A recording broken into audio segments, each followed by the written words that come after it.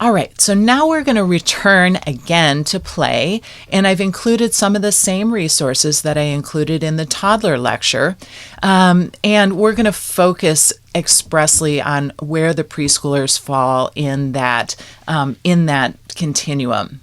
So Kuhanik, Spitzer, and Miller say play is any activity freely entered into that is fun or enjoyable and that is appropriately matched to one's skill to represent an attainable challenge.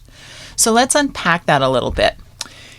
Play must be freely entered into. It has to be fun or enjoyable, which indicates an internal or intrinsic motivation. And now we're getting this other idea of matching one's skill or being an attainable challenge. So this idea of a just right challenge, or as Vygotsky would say, the proximal zone of development, comes into play because preschoolers are challenging themselves. They're pushing forward.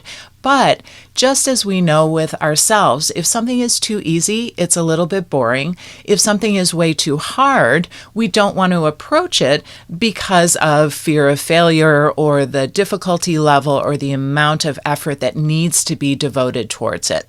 So I like this definition because it has that additional part that really targets preschoolers. As we discussed in the toddler lecture, Parton's types of play come into the fore when we're talking about preschoolers, and I've listed here the various types of play that preschoolers engage in. So they're still looking at solitary play, playing by themselves, which is typical. They're still kind of holding back until about 3. So the later preschooler is not really being an onlooker so much anymore, but they may start the preschool phase with hanging back a little bit. Parallel play definitely continues. Associative play comes into the picture. And for the first time, cooperative play, 4+ years, also comes into the realm or the continuum of preschooler play. So cooperative play, which is primarily in middle childhood, starts in preschool years, and it's characterized by children actually working together during play. They may have a common goal, a common activity, and they're involved in building a lot of different skills like sharing, turn-taking, negotiating control, and problem-solving. So this is at the late end of the preschool age, but it definitely comes into play, so to speak. All right. In terms of play progression, so again, we're thinking about the National Institute of Play and their taxonomy around play.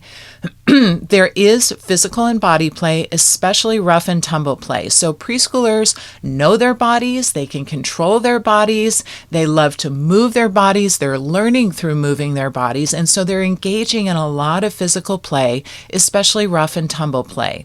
And you might think about, your typical park or yard at a school, and think about the equipment that's there.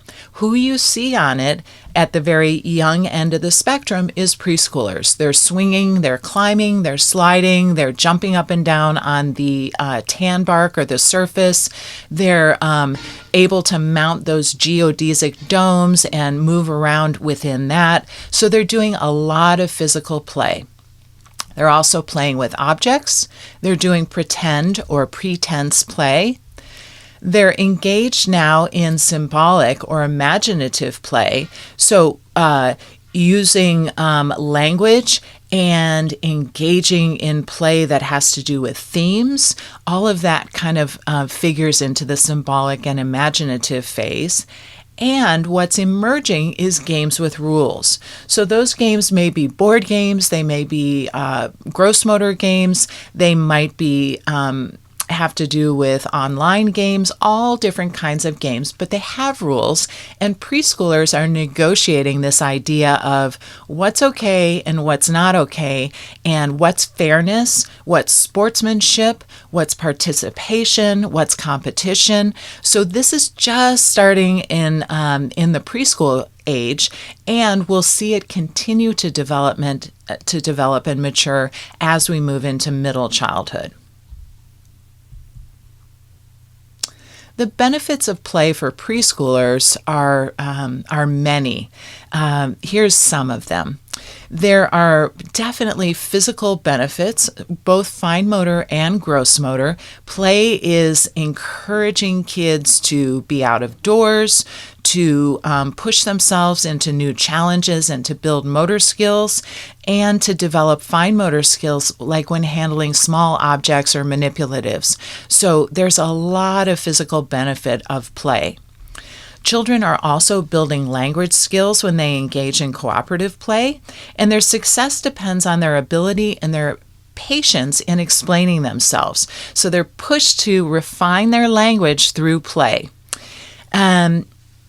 Self-concept also increases during preschool play, and they build a sense of self-confidence through being successful in play. And success may mean winning, but it also may just mean getting that good feeling of being intrinsically motivated and participating in something that just really floats your boat. I think that they also work out kind of how life works through play, and self-concept increases for that reason. An example would be understanding that a parent is going to work and then coming back to pick them up through acting it out through a play scenario, or playing doctor, or going to a restaurant and ordering food, things like that.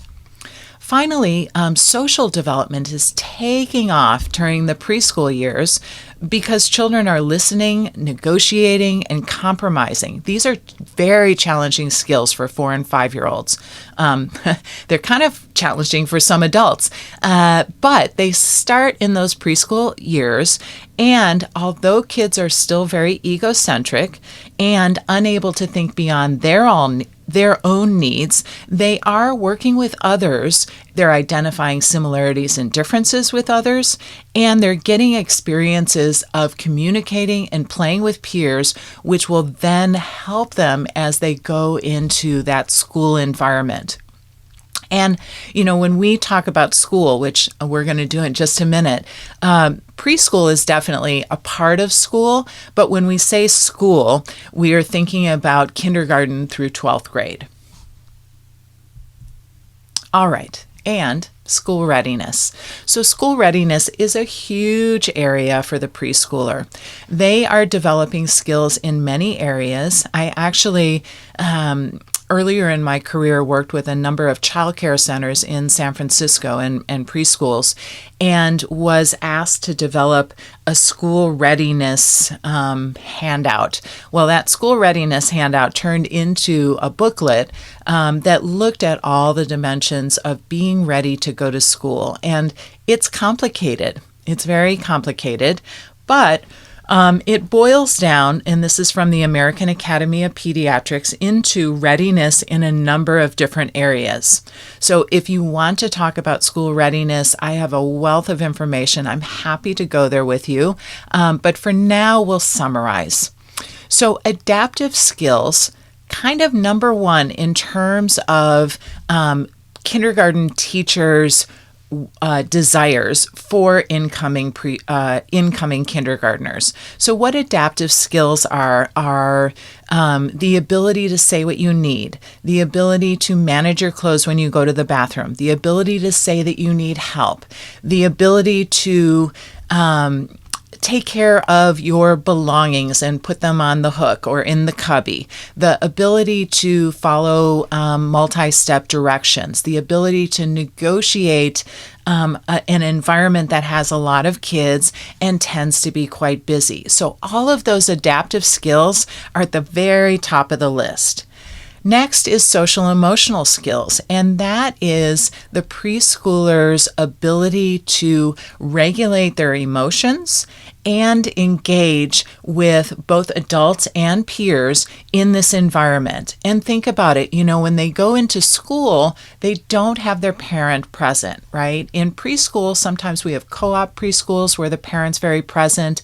The teachers tend to really interact with the parents on drop-off and pickup, but in kindergarten, the kid is kind of on their own for the first time. And so being confident and competent in the social emotional domain is super important. Children also need communication skills, and we've talked about that a bunch, both expressive and receptive, and nonverbal. They need motor and physical skills in order to manage their bodies and manage objects and the environment.